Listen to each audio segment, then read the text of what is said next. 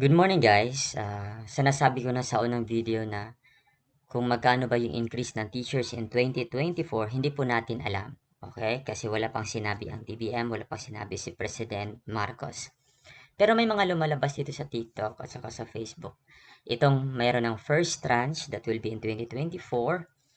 Tapos meron daw din itong second tranche, third tranche, then fourth tranche. Okay?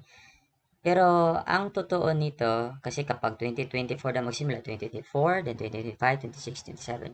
Pero ang totoo nito, this is also a House bill po ito. Okay? Maganda sana kung magkatotoo dahil for Teacher 1, aabot yan ng 29,700. Teacher 2, 32,000. Teacher 3, 34,000. Kapag magkatotoo ito, first tranche, 2024. For second tranche naman, yung teacher 1 will be 32,000, teacher 2 will be 35, teacher 3 will be 37. Then third tranche, teacher 1 will be 35,000, teacher 2 will be 38,000, then teacher 3 will be 41,000. Then for the fourth tranche, teacher 1 will be 39,000, teacher 2 will be 42,000, then teacher 3 will be 45,000. Ang sarap pakinggan kapag magkatotoo to this next year, tomorrow 2024. Kaso ito palang mga suggested na mga tranches. Ito pala yung final ni Congressman Ralph Recto. Ayan. House Bill 8081, an act modifying the salary schedule for civilian government personnel and authorizing the grant of additional benefits for other purposes. So, kasali po yung mga lahat ng mga government employees dito.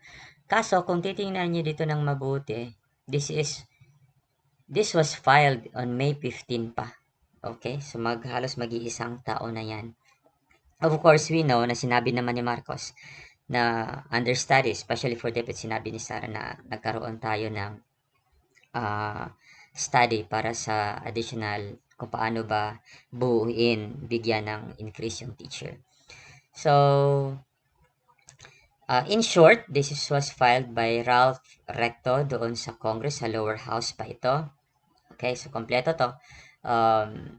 Nandyan ang title, the declaration of policy. This is for lahat ng mga government employees. And of course, kasama ang mga teachers kasi ito naman talaga mga teachers ang gusto na ma-increase ang kanilang mga salary dahil alam naman natin na hindi talaga magkasya kapag yun lang ang sahod nila, no? Teacher 1 right now is 27,000. So, yan lang po guys ang ma-update ko sa inyo na ito po ay isang House Bill na final ni Congressman Ralph Recto noong May 15 pa yan, 2023. But, kung i-adapt ito ni President Bongbong Marcos, wala namang problema doon, di ba?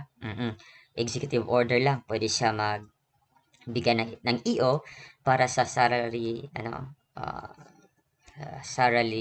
increase lahat ng mga government employees. So, kapag magkatotoo ito, pero again, this is a dream come true, no? It's against all odds pa kasi wala pa namang Senate na umuusad itong mga House bills, mga Senate bills ng mga mambabatas natin. But so good to be true kasi kapag ito ang i-follow ni President Bongbong Marcos, the teacher one will be 29,000. Then at the end of the fourth tranche, the teacher one will be 39,000. So that would be an increase of more than 10,000. So 27,000, that's around 12,000. So maganda sana. You just talk to President Marcos siguro para malaman niya na ang mga teachers talaga, we need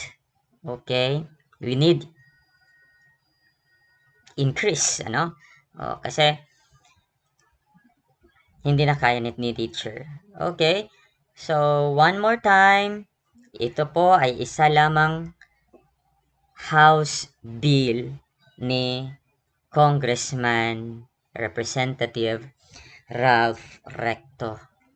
Hindi po ito i-implement this January kasi hindi po ito batas. Okay? So, hintay-hintay lang po tayo mga teachers, hintay lang po kayo kung ano ba yung update ni Pangulong Marcos on 2024, kung meron bang increase o wala. Okay? So, wag nang magalit, wag nang malungkot, but yun na nga ang sinasabi nila na patience is a virtue. Okay? So,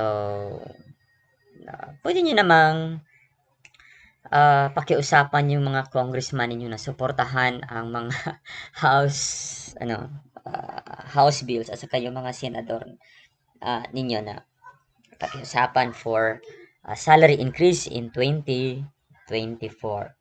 Pero again, ito is from Senador Recto. Kung totohanin ito, that good.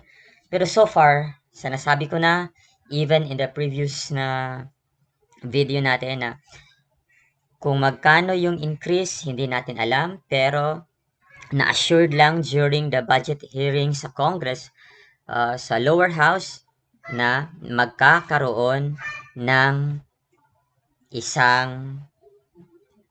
magkakaroon ng increase doon sa mga government employees. Kasi meron naman yung inland ba yan, around 17 billion for the, iwan ko lang kung that's for salary increase.